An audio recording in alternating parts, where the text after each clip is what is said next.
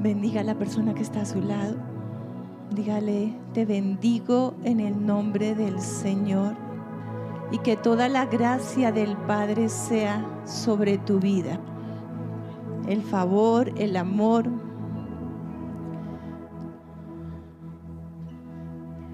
Yo sé, wow. Gracias por la acomodación del celular, Pastor Jorge. Se lo agradezco mucho. Amén. Quiero contarles la historia de lo que hoy Dios me va a permitir enseñar y aprender. Gracias, chicos, los bendigo. Los amo mucho. No es fácil estar aquí. Antes era más fácil, hoy en día no es tan fácil. Pero bueno, en medio de todo lo que hemos vivido durante este año y los procesos que cada uno de nosotros hemos tenido. Aquí hay 3 sillas desocupadas. ¿Alguien quiere estar más cerca de la unción? Los invito a que se sienten ahí. De los que están atrás, ¿no? Y no es un chiste, es verdad. A ver, bueno, en medio de todos los procesos que el Señor nos ha permitido vivir, hágale, hermana, hágale, usted me ama y yo sé que me va a ayudar. Gracias, mi amiga. El Señor puso cosas en mi corazón, palabras que me inquietaron. Y la verdad, han pasado meses en que las he mirado, las he vuelto a mirar. Digo: Padre, ¿y cómo se come esto? ¿Cómo se mira? Y pues hoy, en medio de las circunstancias, el Señor permite que pueda transmitir algo que para mí todavía es palabra de aprendizaje, ¿ok? Por eso le pido al Espíritu Santo que sea Él el que derrame lo que necesitamos recibir de esta palabra. Amén. Vamos a mirar 1 Corintios 11.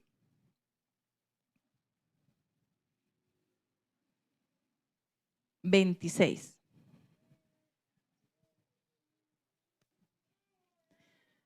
Sí, yo me muevo mucho. Perdón. Pobre los de las cámaras conmigo, porque yo me muevo demasiado. Me cuesta mucho trabajo quedarme quieta. Pero bueno, voy a tratar.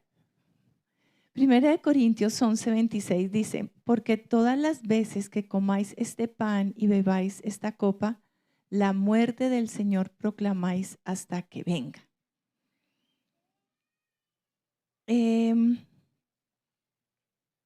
27. De manera que el que coma el pan o beba la copa del Señor indignamente será culpable del cuerpo y de la sangre del Señor. Por tanto, examínese cada uno a sí mismo y entonces coma del pan y beba de la copa. Porque el que come y vive sin discernir correctamente el cuerpo del Señor, come y bebe juicio para sí. Por esta razón hay muchos débiles y enfermos entre vosotros y muchos duermen. Pero si nos juzgamos a nosotros mismos, no seríamos juzgados. Pero cuando somos juzgados, pero cuando somos juzgados, el Señor nos disciplina para que no seamos condenados con el mundo.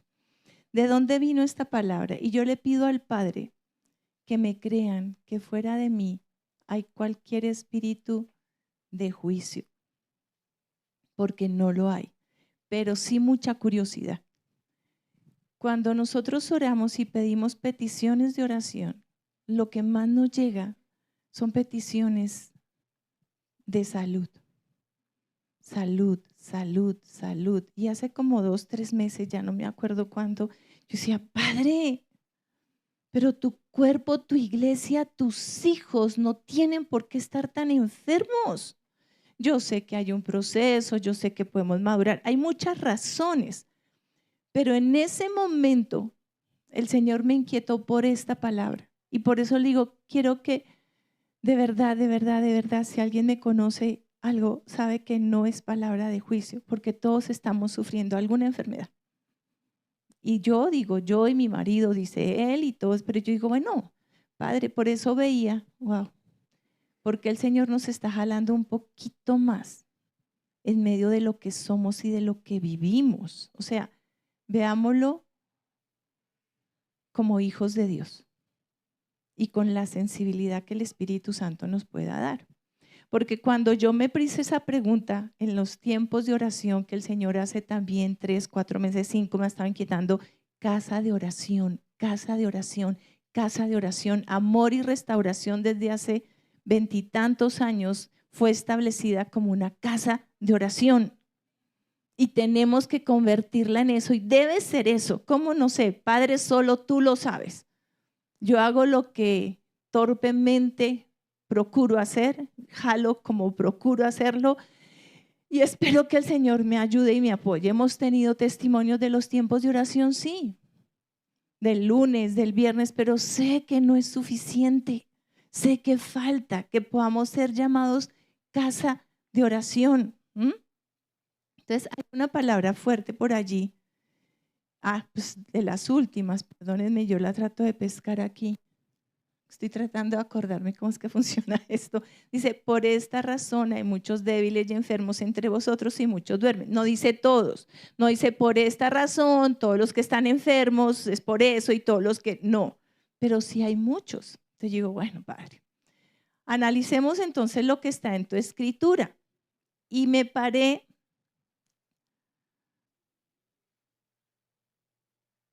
en el primer versículo de ese texto.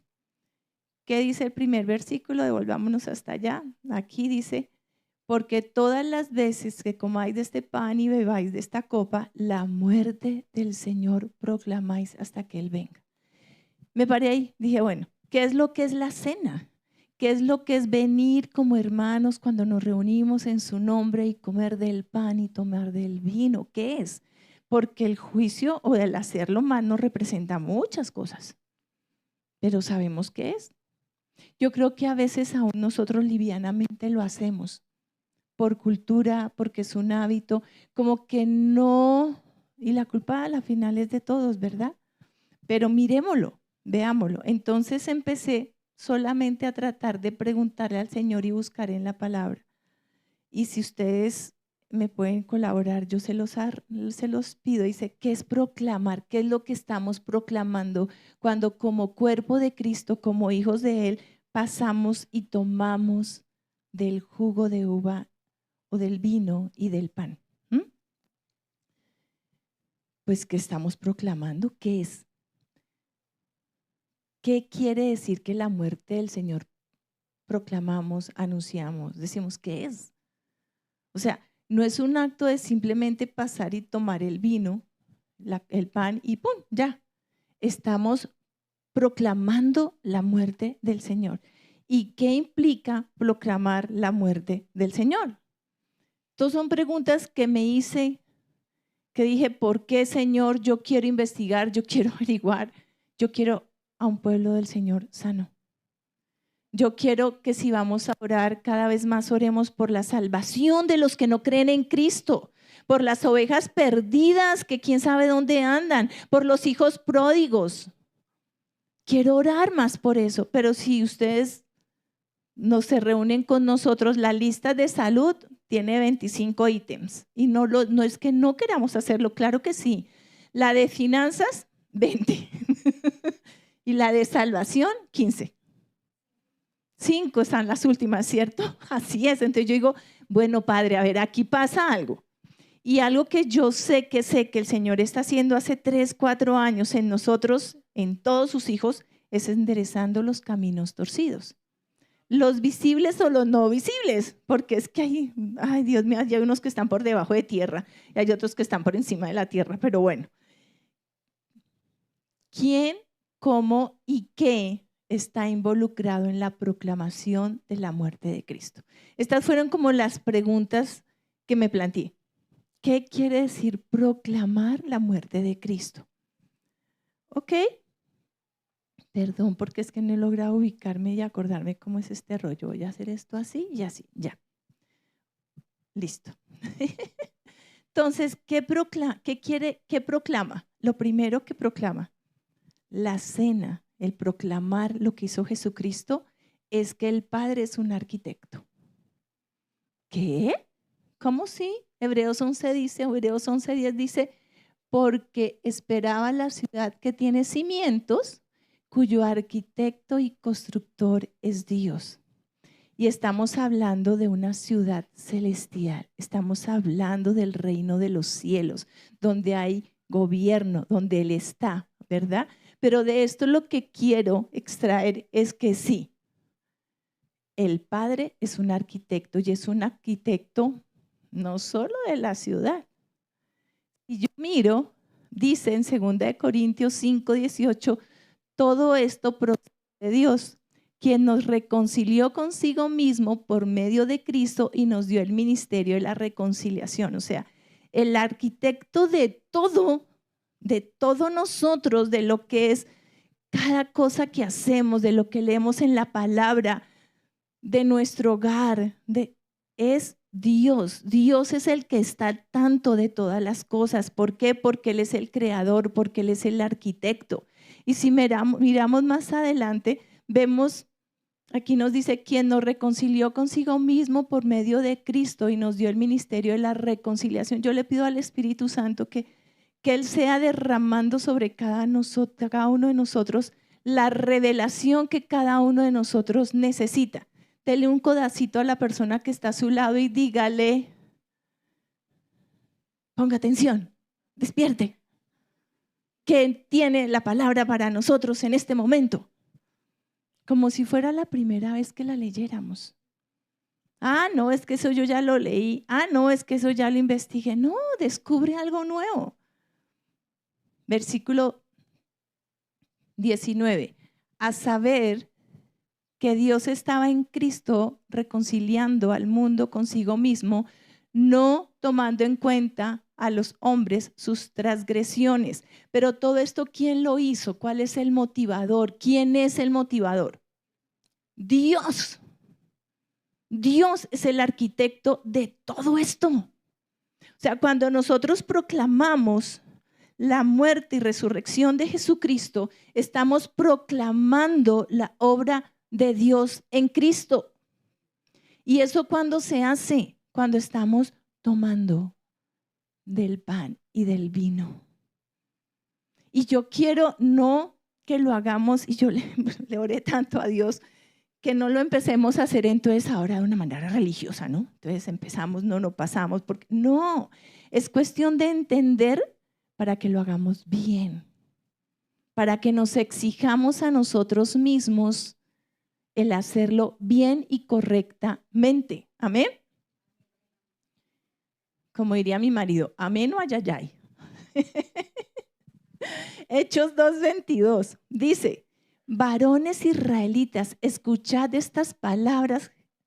Jesús el Nazareno, varones y varonas de amor y restauración, miembros de esta congregación, escuchad estas palabras. Jesús el Nazareno, varón confirmado por Dios entre vosotros con milagros, prodigios y señales que Dios hizo en medio de vosotros a través de él, tal como vosotros mismos sabéis.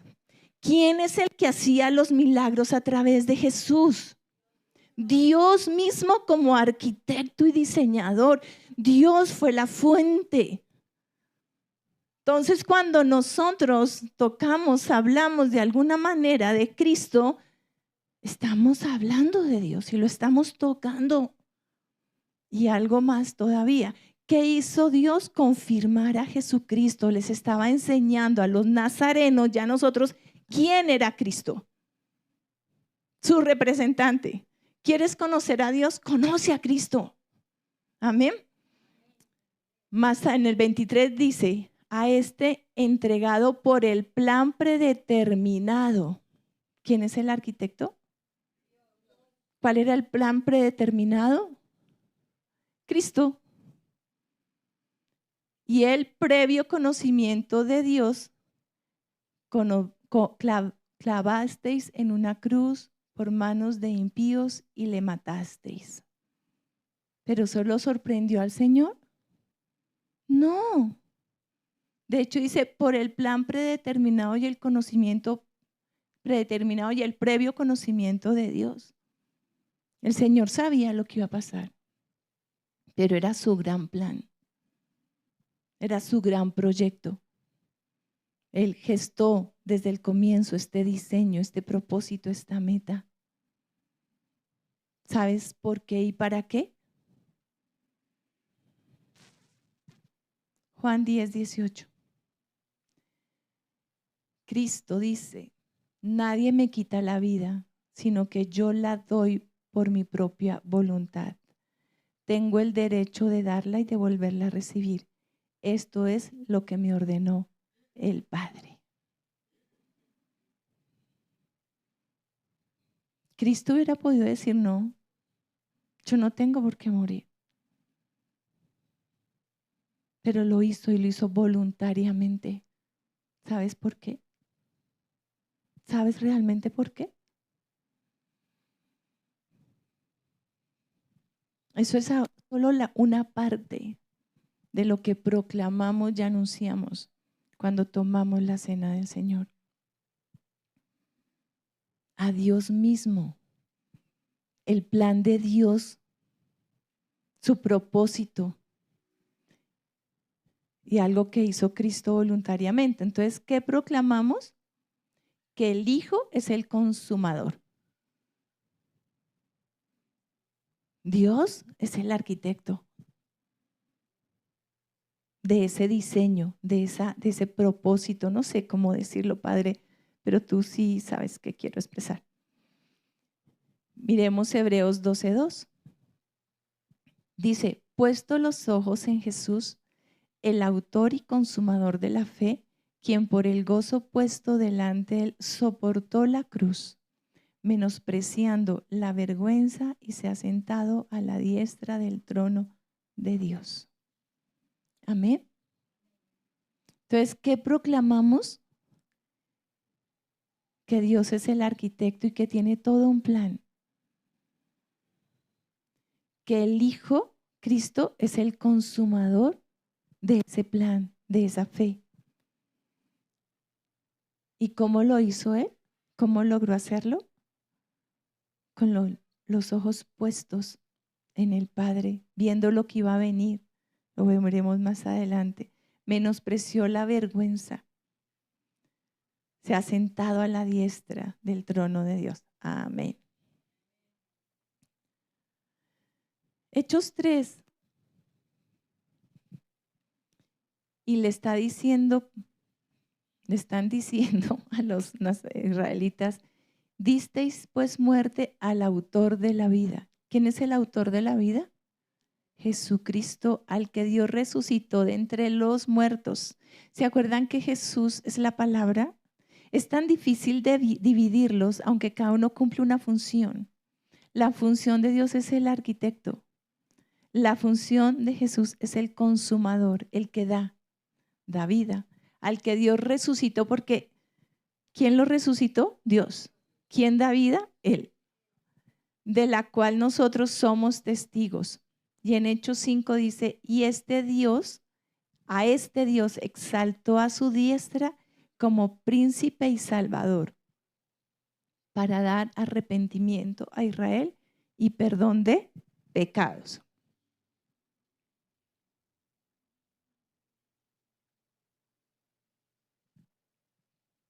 Y seguimos con la pregunta,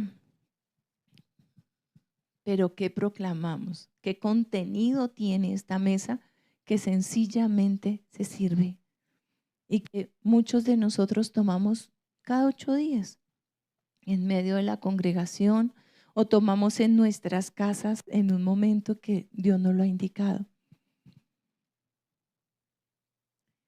Jesús murió. A mí esto me impactó mucho, porque uno siempre dice, no, Jesús murió para pagar por mis pecados. ¿Y es verdad?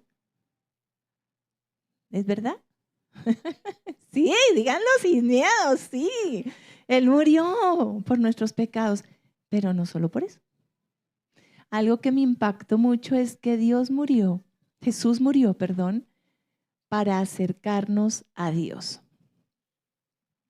Y creo que más que el pago de nuestros pecados, lo que buscaba Dios en Cristo era poderse volver a acercar a nosotros y que nosotros nos acercáramos a Él.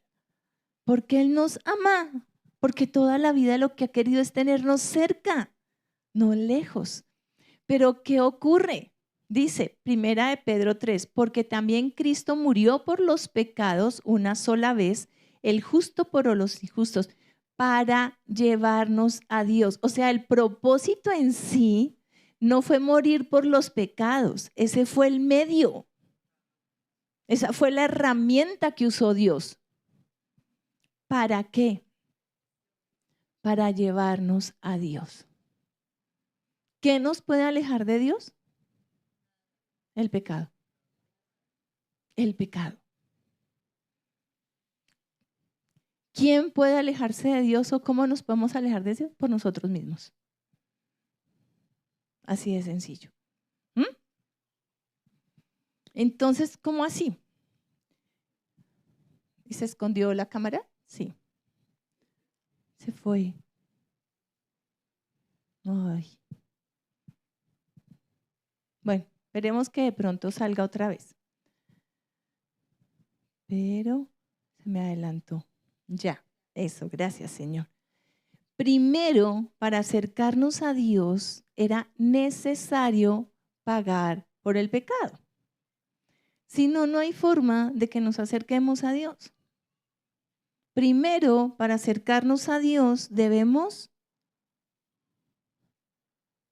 ¿qué debemos? Arrepentirnos y recibir el pago de Cristo por nuestros pecados. El pago de Cristo se efectúa o tenía una palabra ahorita por decir algo, se ejecuta cuando yo me arrepiento. Sí me hago entender, o sea, primero era necesario tratar con los pecados de la humanidad, pero hoy en día yo no puedo pensar en que ya pagaron por mi pecado, entonces sigo pecando y fresca. No, cada pecado que cometemos nos aleja de Dios. Cada cosa. Y de hecho nosotros nos empezamos a alejar de Él porque la vergüenza, la culpa o el querer seguir haciendo lo que estamos haciendo no nos deja acercarnos a Él. Después, lo que Dios quiere es que nos acerquemos a Él. Al que no conoció pecado, le hizo pecado por nosotros para que fuéramos hechos justicia, hechos correctos, justos delante de Dios. Amén. ¿Sí está claro? Amén. Marcos 10. Porque ni aun el Hijo del Hombre vino para ser servido, sino para servir y para dar su vida en rescate por muchos. Yo me impacté cuando entiendo y veo que este sencillo acto de tomar la cena contiene todo esto. ¿Qué estamos proclamando? Estamos proclamando a Dios, que es el arquitecto. Estamos proclamando todo el plan de la salvación. Estamos proclamando quién es Cristo y qué hizo por nosotros. Estamos proclamando que el Padre quiere que nos acerquemos a Él. Estamos hablando y diciendo y manifestando la gloria del Padre. Entonces ahí es cuando nos podemos empezar a hacer una pregunta: ¿cómo me acerco yo a tomar la cena? ¿Cómo?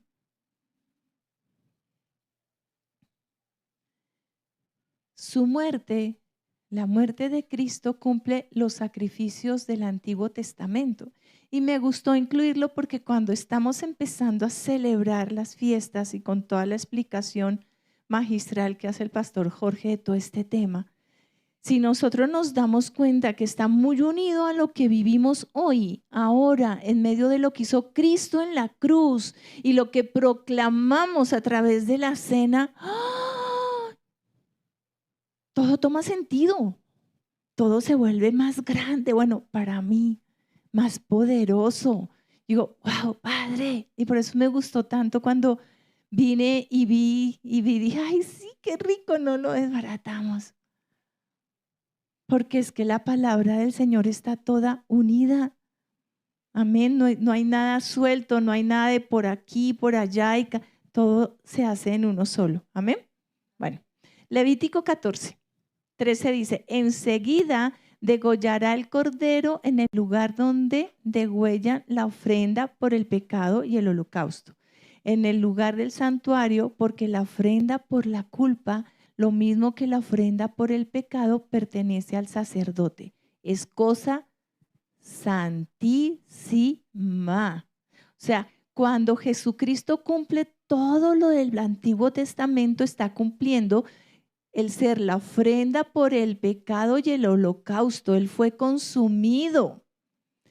Presenta ofrenda por la culpa. ¿Cuántas veces la culpa no es la que nos arrastra cada día más a caer más mal? Porque nos sentimos culpables y no hacemos nada por eso. La ofrenda por el pecado y pertenece al sacerdote. Y en este caso, ¿de quién estamos hablando como sacerdote? De Jesús. Dígalo con fuerza. De Jesús.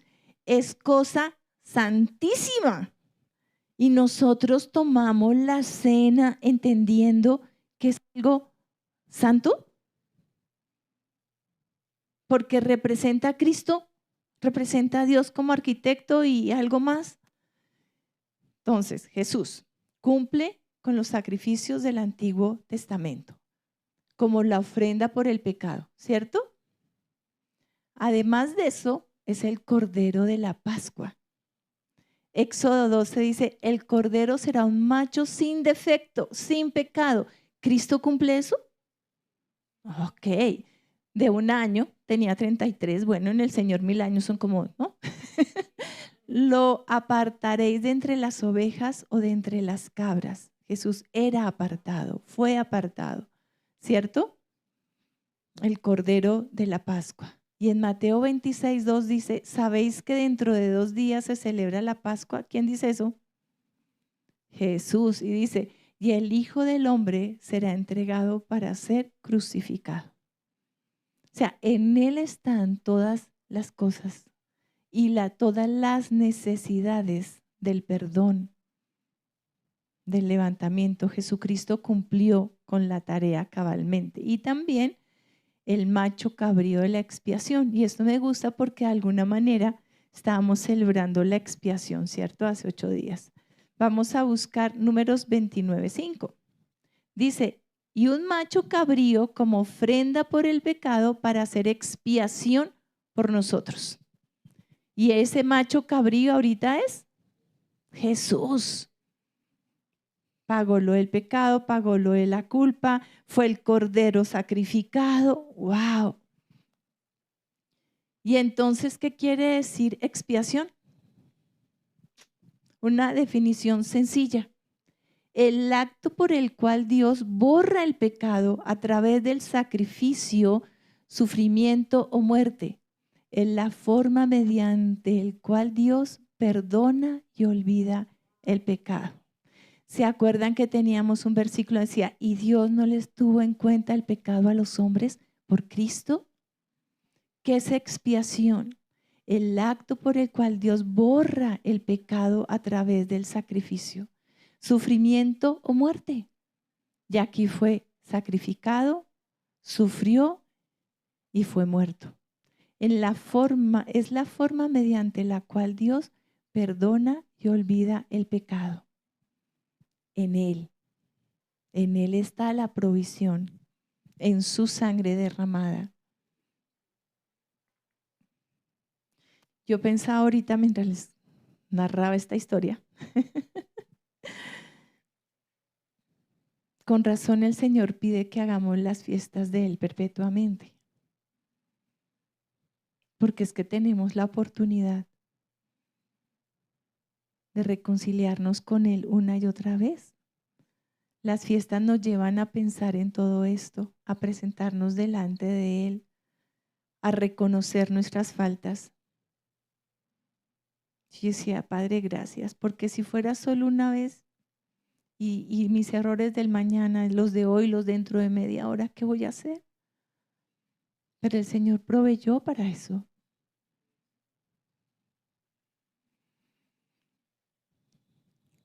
Expiación. Levítico 17:11 dice, porque la vida de la carne en la sangre está, y yo os lo he dado para hacer expiación por vuestras almas, a quien nos dio a Cristo. Dios nos lo ofreció, Dios lo entregó por nosotros. por ser libres, por levantarnos del pecado, de la muerte. ¿Cuántos de nosotros seríamos capaces de entregar a un hijo sano, fuerte? ¿Y por qué digo esto? Porque yo me acuerdo que una vez Charis estuvo tan malita, tan malita, tan malita antes de cumplir el año de vida, que en ese momento la vimos sufrir tanto que le dijimos, Señor, si tú quieres, llévatela. Pero no queremos volverla a ver sufriendo así. Y así es, no fácil, pero es posible que entreguemos a un hijo, ¿cierto? Por bienestar de él. Porque uno, pero si padre no la vas a dejar, déjala sana. Y bueno, ahorita ustedes la ven por ahí, Charis. Pero el Hijo del Señor no era pecador, era sano, estaba limpio, fuerte. Y el Señor lo entregó por nosotros, por ti y por mí. Y yo le pido al Señor que no solo hoy, sino que cada momento que estemos con Él y que hagamos la cena del Señor y podamos discernir esto, podamos entenderlo, que lo hagamos nuestro. Y más que estar, bueno, agradecidos, gozosos, disfrutando, decir, wow, Dios, valorarlo, honrar ese acto de Dios con nuestras vidas, con todo. ¿Amén? Bueno, sigamos. Primera de Pedro 2:24, ¿qué nos dice? Él mismo llevó nuestros pecados en su cruz sobre la cruz, a fin de que muramos al pecado. Y cuando Él dice que muramos al pecado, no es que estemos resucitando en el pecado. Si me hago entender, muramos realmente al pecado en nosotros. Nos podemos equivocar, se nos pueden ir las luces, pero no usemos eso como pretexto para el que reza, el que peca y reza empata. Es cierto que la sangre de Dios está ahí dispuesta para nosotros, pero aprendamos a respetarla y a valorarla. No fue fácil y ahorita siguiendo estoy entendiendo cada vez más ese texto que les leí al comienzo. Gracias al Señor porque Él siempre es maestro. Muramos al pecado y vivamos a la justicia porque por sus heridas fuimos sanados. ¿Cuántas veces nos reclamamos esa sanidad? Y por sus heridas somos sanados y yo lo creo. Pero ¿qué hay de lo que hay antes? ¿Qué del discernir realmente su palabra, lo que Él hizo en la cruz? ¿Realmente será que tenemos autoridad de reclamarle al Señor su sanidad en nuestra vida, teniendo un contexto de lo que somos, de lo que andamos, en qué estamos haciendo? Esta mañana tuvimos una reunión muy interesante y había una pregunta. Y yo la única respuesta, verdad, que tuve delante del Señor y de la persona que hacía la pregunta fue, al que más se le da, más se le exige. El Señor sabe la capacidad que tú tienes para dar y la quiere toda para Él. Y mientras tú te guardes un pedacito para ti y otro pedacito para los fines de semana, aquí en la iglesia, las cosas no van a funcionar como Dios quiere que funcionen para ti. Y créanme, que el Señor solo tiene pensamientos de bien y no de mal para cada uno de nosotros. Amén. Yo creo eso del Señor. ¿Qué más proclamamos al tomar la cena? Que el Espíritu Santo es el aplicador de la expiación. Interesante, ¿no? El Espíritu Santo. Amén.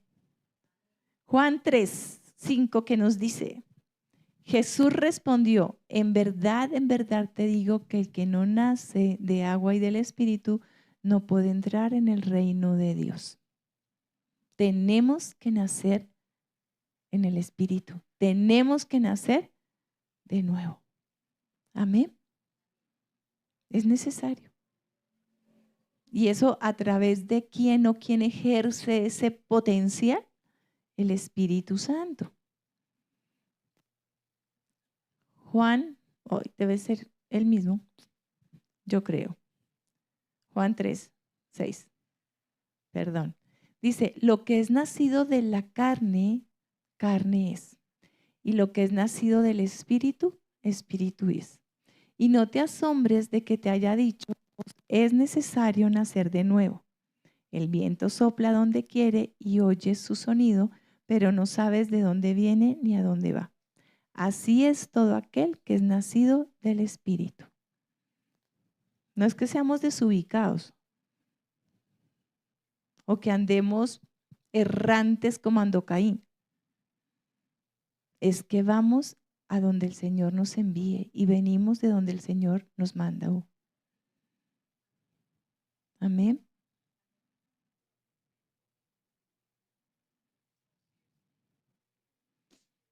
Juan 16, 13. Pero cuando el Espíritu de la verdad venga, o sea, el Espíritu nos hace nacer de nuevo, ¿cierto? Ahora, pero cuando Él, el Espíritu de la verdad venga, los guiará a toda la verdad, porque no hablará por su propia cuenta, sino que hablará por todo lo que oiga y les hará saber lo que habrá de venir. Él me glorificará porque tomará de lo mío y se lo hará saber a ustedes. ¿Qué más hace el Espíritu Santo? Nos guía a toda la verdad. Habla de parte de Dios. Es el que nos confronta. Es el que nos hace ver si estamos andando por donde debemos andar o no.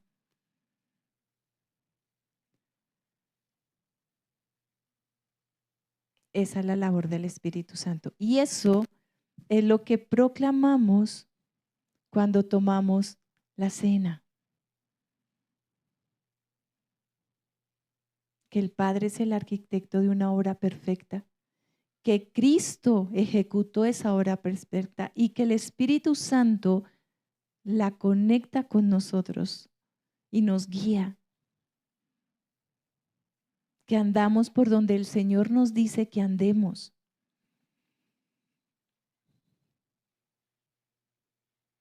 Retomemos. Cuando tomamos la cena estamos proclamando todas estas verdades en las cuales creemos y vivimos. ¿Creemos y vivimos en estas verdades? ¿Sí o no? Amén. Entonces fíjense que de alguna manera, cuando pasamos a tomar la cena, debemos ser conscientes de lo que estamos haciendo. Es importante entender lo que estamos proclamando al comer del jugo de uva, del pan o del vino del pan. ¿Por qué intencionalmente nosotros tenemos jugo de uva o vino? Porque no todo el mundo puede tomar vino. Sea por cuestiones de dependencia, sea por cuestiones de que les hace daño, por vencimiento, aún los niños. Nosotros procuramos y no nos parece mal que los niños cenen cuando los papitos son conscientes de que pueden cenar. Eso es dirección de los padres, ¿ok? Y vino porque realmente pues la cena es vino y pan, amén. Y se los cuento para que sepan y entiendan por qué están esas dos cenas, versiones de cena. Entonces retomemos un poco y con este contexto yo le pido al Padre y al Espíritu Santo que al volver a mirar 1 Corintios 11, lo hagamos desde esta perspectiva de lo que hemos hablado, de lo que implica el primer versículo. Y quiero decirles que aquí solamente profundicé en el primer versículo, la muerte del Señor. Proclamas. La muerte del Señor Jesús implica todo eso. Al Padre, al Hijo, al Espíritu Santo. Ahí está contenido y dirían, ay, pero no, lo estamos proclamando. Ahora, no estamos diciendo que en el pan está el cuerpo de Cristo y entonces que cuidado lo muerdes porque no, eso es diferente, que es un contexto donde él venimos, pero representa. Y el Señor nos lo pide y dice, cada vez que se reúnan en mi nombre, tomen del pan, la copa de pan y el vino, la copa del vino y el pan. Pero ¿saben por qué? Porque eso llevaba la santidad, llevaba la confrontación. O sea, ellos sabían que para tomar el pan, para tomar el vino y comer el pan, tenían que hacer como un acto de reflexión. O sea, estamos delante de lo que Jesucristo nos enseñó. Esto es parte de lo que Dios nos entregó. A veces honramos más lo que los hombres nos enseñan que lo que Cristo nos ha enseñado y lo que nos ha entregado en la cena y en toda su vida. Él vino a acercarnos al Padre y la cena representa eso. O sea, casi que cuando tomamos la cena, casi no, así es. Cuando tomamos la cena estamos delante del Padre. Y el Padre nos conoce y sabe quiénes somos, sabe qué hemos hecho, sabe qué hemos pensado. Entonces no es más fácil antes de pasar o en el momento de tomar, decir, Padre, me confronto delante de ti, perdóname, he devaluado tu palabra, tu escritura. Bueno, cada quien sabe cómo, pero para podernos estar libres y cenar delante de Él y con Él, de una manera libre. Amén. Entonces, ¿qué nos decía? Dice, porque todas las veces que comáis este pan y bebáis esta copa, la muerte del Señor proclamas hasta que Él vuelva. O sea, la proclamación de su muerte es hasta que Él. ¿Quiénes de nosotros estamos proclamando su muerte? Ah, no, es que eso era cuando yo era joven y me daban ganas de evangelizar. Ah, no, es que eso ya, que lo hagan otros porque yo ya hice y cumplí. Yo esta mañana hablaba un poco con mis chicas del clan y les decía, pues si no nos hemos muerto es porque no hemos cumplido los propósitos de Dios. Hablando un poco de los grupos de crecimiento. Estamos estudiando Gálatas.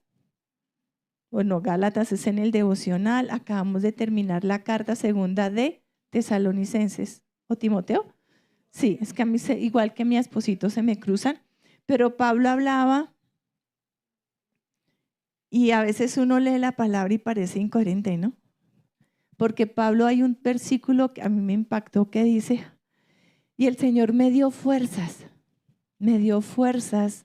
para seguir predicando su palabra. Y yo me confronté ahí porque digo, nosotros a veces pedimos fuerzas, pedimos sanidad, pero ¿para qué? ¿Con qué propósito? ¿Para seguir disfrutando de la vida? ¿Para quitarme el dolor porque es que me duele mucho? No, Pablo la tenía clara, él estaba enfocado. Señor, dame fuerzas para poder seguir compartiendo tu palabra. Y me salvé de la muerte del león, dice algo así, ¿cierto? Del león, algo más. Del león rugiente, gracias, Gladysita. Pero ¿saben cómo murió Pablo? Decapitado. Entonces es como que uno dice, bueno, está bien, ok. Le dio fuerza para seguir predicando el evangelio. En ese momento lo libró de morir en el circo romano, que era donde se los comían los leones a los cristianos, pero murió decapitado. Si uno lo piensa fríamente, es mejor morir decapitado que en manos de los leones. Pero mientras él vivió y tuvo fuerzas, ¿qué hacía? Predicaba la muerte del Señor, predicaba su palabra. Y unos capítulos antes, unos versículos antes, él dice, yo ya cumplí. Uno diría, si él dice que ya cumplió, que ya sabe que se va a morir, pues quédese acostadito en la cama y duerme y no se arriesgue más. Pero él no lo hizo, él dijo, yo ya sé que llegó mi tiempo, ya me voy a ir, y sin embargo, seguía pidiéndole al Señor fuerzas para seguir predicando el evangelio. Hasta que ya le callaron la boca. Y se la callaron quitándole la cabeza. Yo creo que era la única forma de callar a Pablo. Pero cumplió y le cumplió al Señor. Entonces, a mí todo eso me confronta. Digo, Padre, ¿qué estamos haciendo como tus hijos? ¿Cómo andamos? De manera que el que coma el pan o beba la copa del Señor indignamente será culpable del cuerpo y de la sangre del Señor. Fuerte, ¿verdad? Cuando yo leí esto ahorita, en estos tiempos, me acuerdo de una película, no sé si algunos la han visto, de Crossing, El Cruce, que es un videíto que pasamos aquí para poder compartir o entender de mejor manera lo que implica esto que estamos anunciando hoy. Ahí hay una parte, un pedacito que a mí me confronta. Bueno, toda, pero ese pedazo, cuando le están colocando los clavos a las manos al Señor Jesús y el muchacho que está viviendo la experiencia, dice, no, pero él no hizo nada malo, ¿cómo le van a hacer? Y lo trata de levantar, se ve él mismo. Si nosotros tomamos la cena indignamente, seremos culpables del cuerpo y de la sangre del Señor. Algo que yo entendí es que es como si lo estuviéramos volviendo a crucificar por nuestros pecados. Es algo que yo entendí. Prometo que voy a investigar más sobre el asunto. Pero eso es grueso. Eso es grueso.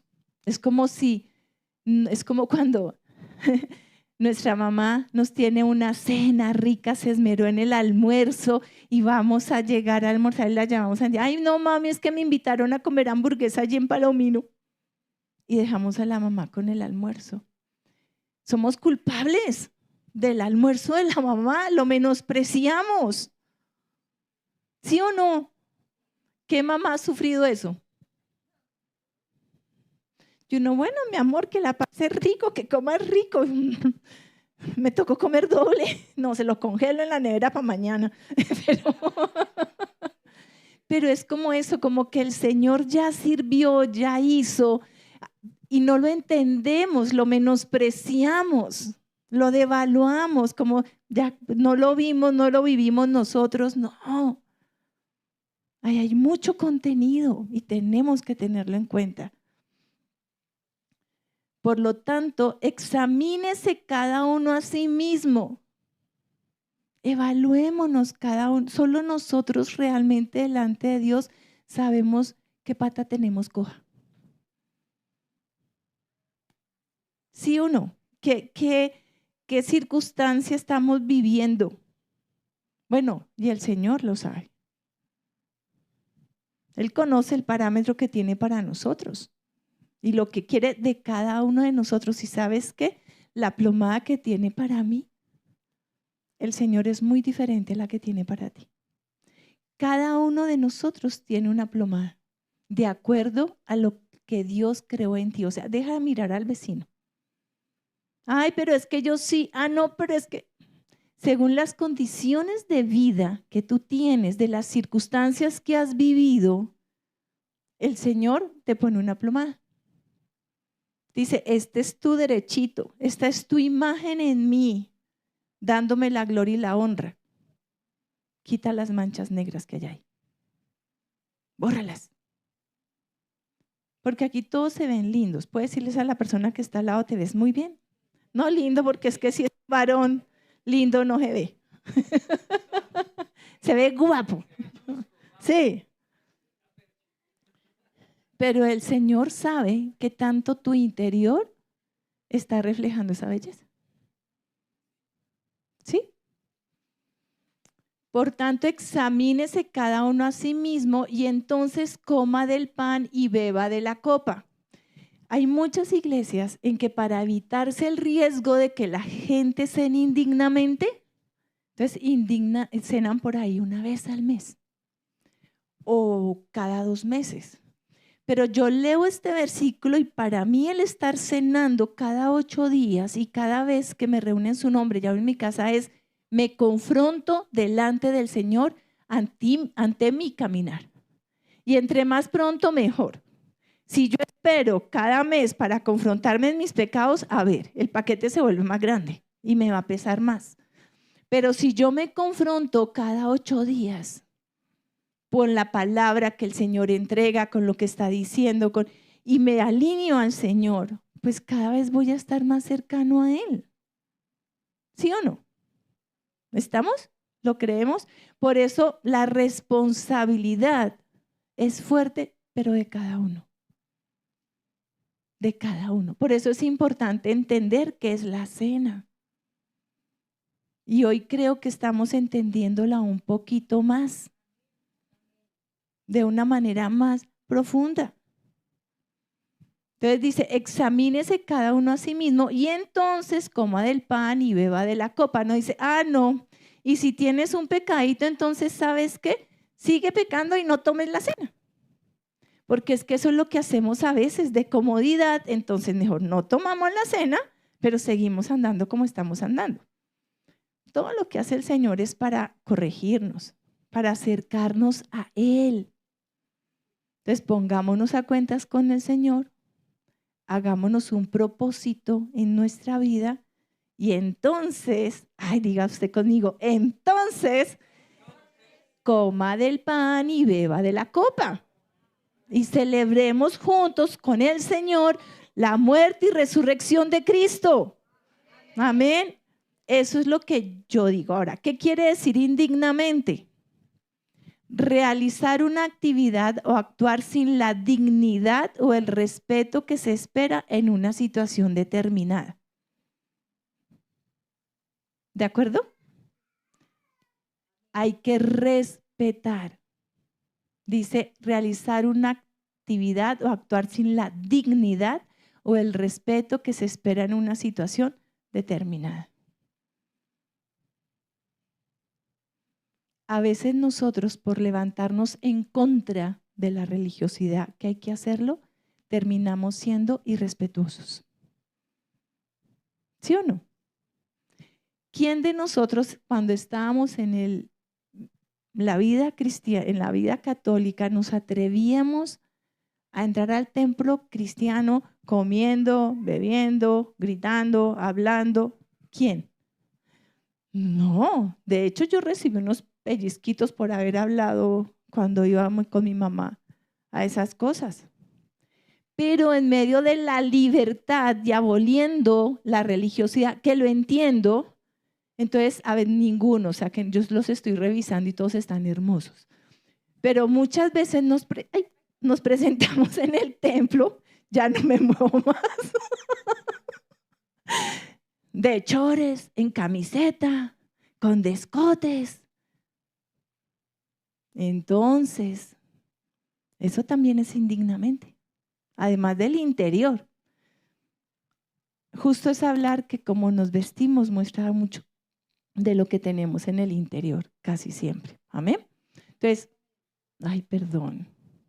Realizar una actividad, actuar sin la dignidad o el respeto que se espera en una situación determinada. Debemos ser dignos en todo, como hijos de Dios, en nuestras casas, en nuestros trabajos, pero también tomando la cena, respetando lo que eso representa. Si esta semana no has vivido en santidad, no tomes la cena. A veces nos da pena. ¿Saben por qué nosotros? Pues por muchas razones, pero una de las razones por la que pasamos la cena aquí al frente y no la repartimos como se hacía antes, ¿se acuerdan? Que pasábamos a repartirla. Una de las razones, no todas, es que el que quiere cenar se para y toma la cena. Y no tiene que estarle diciendo al servidor, no, gracias, porque puede sentirse mal. ¿Sí o no? ¿Pasa o no pasa? Entonces la idea es que yo haciendo esta tarea que me dice la Escritura, de examínese cada uno a sí mismo y entonces coma del pan y beba de la copa, decidamos si pasamos a cenar o no. De acuerdo a lo que hemos visto. Si esta semana no has vivido en santidad, según Dios, es una relación personal con Dios. No es porque el vecino te dijo, uy, tal cosa o la otra. No, eres tú con él. Hay que nadie se meta, que no haya metidos. Solo tú sabes que has vivido y también el porqué de muchas cosas. De pronto hay a quienes se les cuenta el no estar en un grupo de amigos como pecado. Ahí, no te estoy mirando a ti, no mentiras, eso es algo personal, ¿sí? Pero hay otros que definitivamente no pueden. No pueden y no pueden. Es un ejemplo, si me hago entender. Hay quienes el de pronto ayudar en alguna circunstancia pudiendo hacerlo y no hacerlo les cuenta como pecado. Básicamente es eso. Cuando tú puedes hacer algo y no lo haces sabiendo que viene del Señor, es pecado. Punto. Háblese lo que se hable, lo que vives en tu vida, lo que tiene relación con tu existir, con tu vida personal, con tu vida en familia, con tu vida en el trabajo.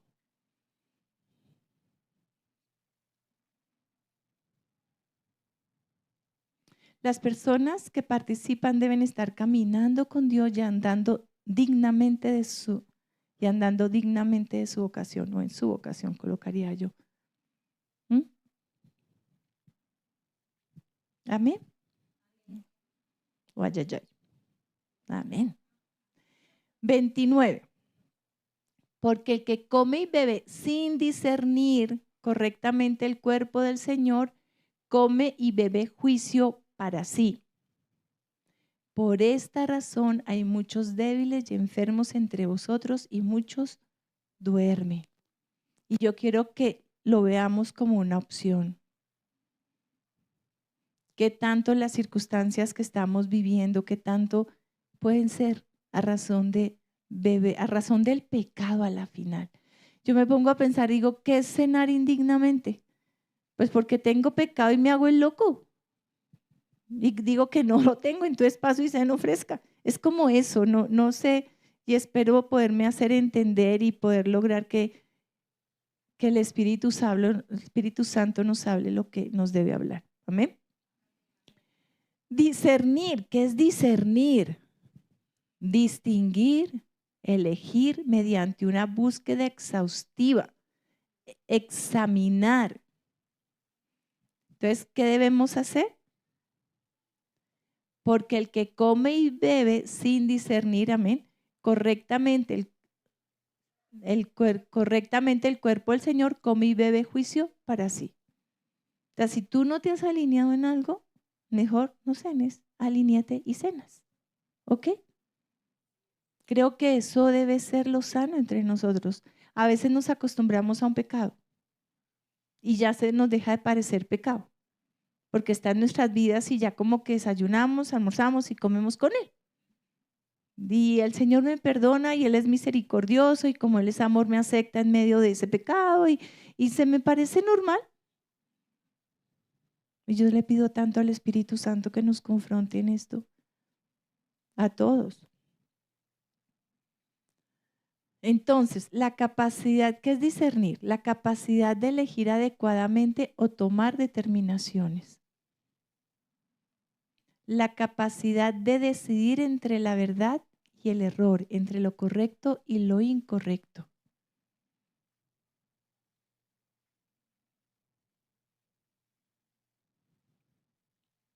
La capacidad de pensar bíblicamente. Eso es discernir entre el bien y el mal. ¿Qué dice Dios en su palabra y cómo debo actuar yo? Y paré de contar. Yo a veces digo que nosotros no la complicamos, porque cualquiera podría decir que es fácil. Y yo digo, si yo conozco la palabra de Dios y hago lo que en la palabra está, pues estoy discerniendo, estoy siendo digna con Él, estoy.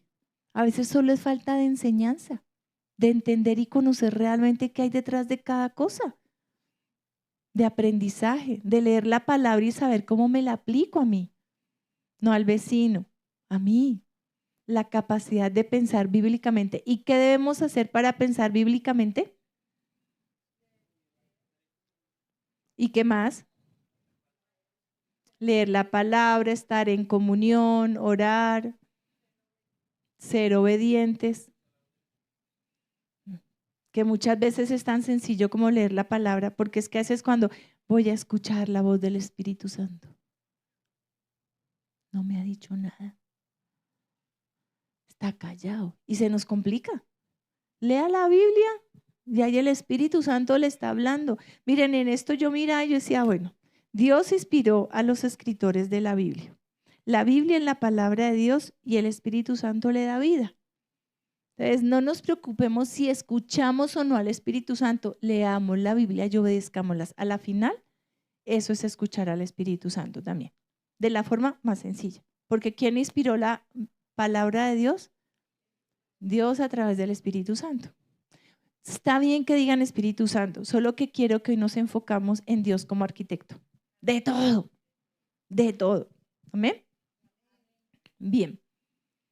A la final, esto está relacionado con la sabiduría. La sabiduría. Primera de Corintios 11 dice, 31, pero si no nos juzgamos a nosotros mismos, pero si nos juzgamos a nosotros mismos, ¿no seríamos juzgados? Si nosotros mismos nos exponemos delante de Dios, escudriñamos nuestro corazón, miramos en que estamos bien, en que estamos mal, nos alineamos con Dios, pues no necesitamos que nadie nos juzgue. ¿Estamos? Ni siquiera Dios. Porque el Señor nos expone esto, porque Él quiere que tú mismo, tú misma, yo misma, cada uno de nosotros nos confrontemos delante del Señor, nos juzguemos y apliquemos los correctivos. Eso es lo que quiere Cristo, eso es lo que quiere Dios. Y si nosotros aplicamos los correctivos, pues Dios feliz porque no tiene que disciplinarnos. ¿Qué papá no está contento cuando los hijos por sí solos corrigen sus actitudes? Todos. Y Dios no va a ser menos papá que tú y yo. Por eso, pero cuando somos juzgados, ¿por quién? El Señor nos disciplina para que no seamos condenados con el mundo.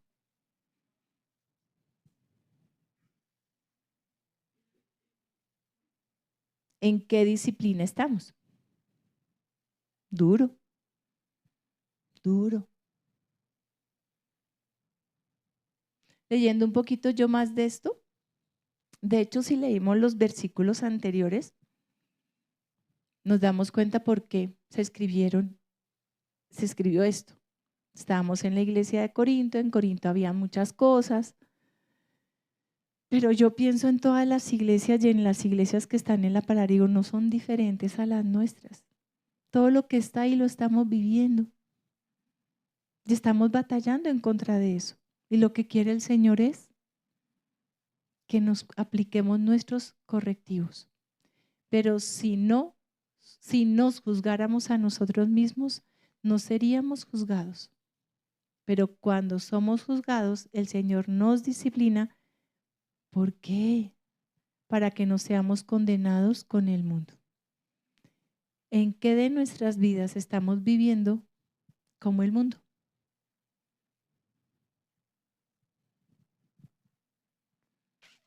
Amén. Y entonces, ¿ahora qué viene?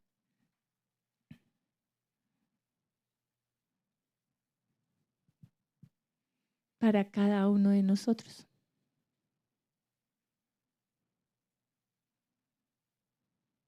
Pensemos un poco qué no estamos haciendo tan bien. ¿Qué correctivos debemos aplicar a nuestras vidas? En Cristo, en nuestro compromiso con Él, en qué no estamos andando con Él. Como dice él, hay un texto que dice, debemos andar como Él anduvo, ¿verdad? Cada día de nuestra vida, cada día de nuestra semana, desde que nos levantamos hasta que nos acostamos y en los sueños también. Entonces, ahorita, ¿qué viene para nosotros? Hoy, la cena. Seguimos bajo la tienda de tabernáculos. Celebramos la expiación. Y yo diría que la seguimos celebrando hoy. Pues pongámonos al día con el Señor. Pensemos a ver qué debemos hacer. ¿Qué debemos corregir? Aunque estamos bien, si hemos andado con el Señor, sintamos completa y sana libertad. Y ya. Amén. Voy a pedirle a los chicos de la adoración que vengan un segundo, que el Espíritu Santo les guíe. Y usted ahí en su puesto reflexione delante del Señor. Si se quiere poner de pie, puede ponerse de pie. Si quiere orar, ore. Si quiere exponer delante del Señor algo, expóngalo.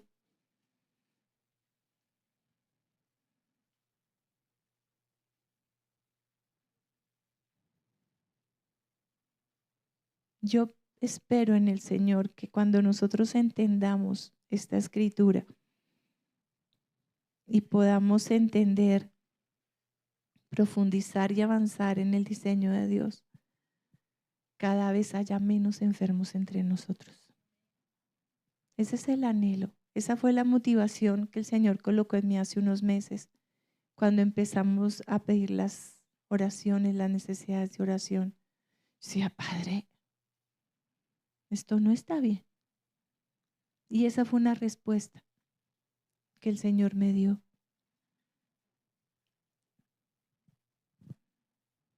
Padre precioso, gracias Espíritu Santo. Tú estás aquí con nosotros. Ayúdanos, Señor, a tomar la cena dignamente, Señor. No hay obstáculos, no hay barreras delante de nosotros, Padre. Porque tú has quitado, Señor, toda oscuridad y toda tiniebla en medio de nosotros, Señor. Porque ya no tenemos, Señor, escamas en nuestros ojos. Porque nuestro corazón ha sido cambiado de piedra a corazón de carne. Padre, que no haya ningún estorbo, Señor, en nuestras vidas para poder proclamar tu palabra, para poder entender, Señor, que la cena es santísima.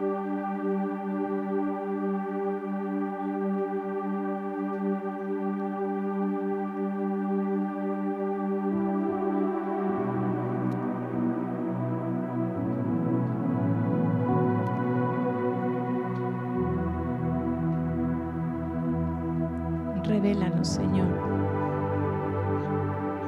en qué o cómo podemos estar tomando la cena indignamente, sin discernirla. No queremos ser culpables, Dios.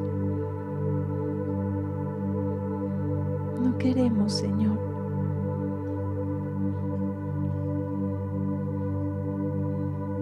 Padre Santo, enséñanos a andar en santidad. Enséñanos, Señor, a que la naturaleza pecaminosa en nosotros muera. Enséñanos esa verdad. Perdónanos, Padre, por cada vez que resucitamos al muerto y que le entregamos nuestra vida a las tinieblas. Padre, yo te pido, Dios, que Dios, yo veo como en algún momento hay un puñal que está siendo enterrado en esa naturaleza pecaminosa, muertos para el pecado. Debemos estar muertos para el pecado, porque Él nos dio vida para que viviéramos en Él.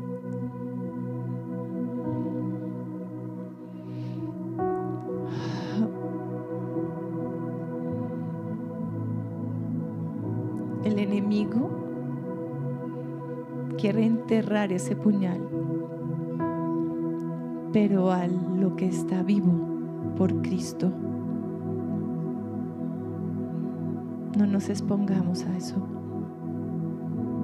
Padre precioso,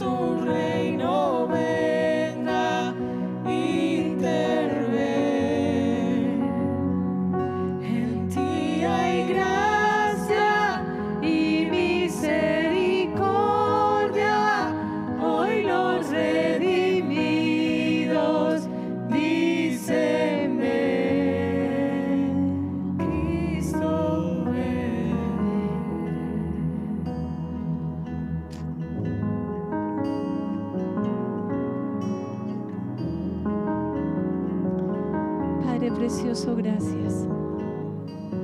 Gracias por Cristo.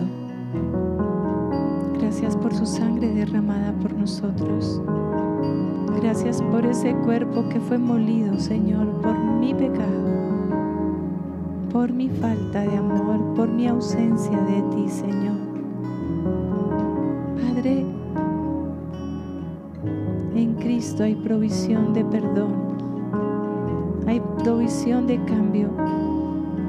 En el Espíritu Santo nos puede dar fuerzas para caminar como Jesucristo anduvo. Padre, yo hoy te pido en el nombre de tu Hijo amado, Señor, que perdones nuestro pecado. Te pido, Señor, que nos limpies a través de la cena, que nos fortalezcas en el cuerpo a través del pan y que a través del vino, Señor, o el jugo de uva, limpies nuestras conciencias de culpa y de vergüenza. Padre, perdón. Padre, perdón. Perdón por cada cosa que hemos hecho lejanos de ti.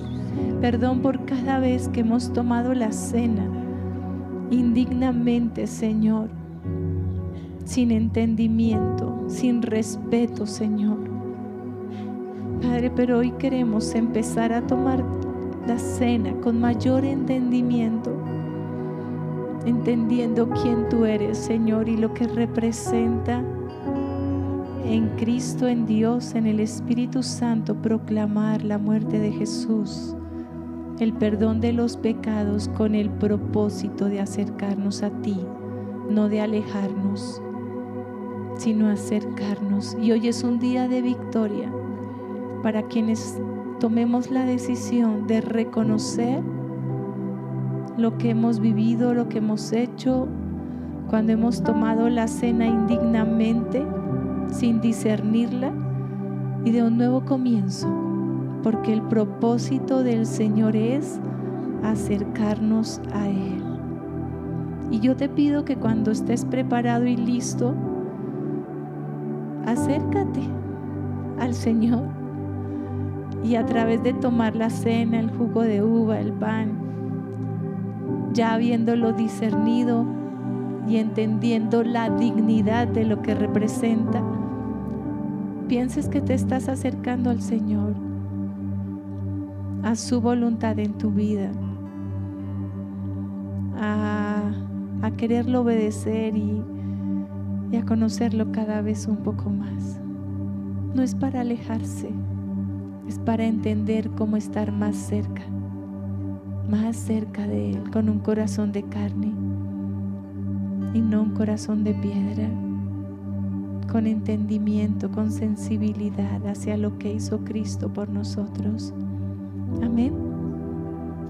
Amén. Hagámoslo, hermanos.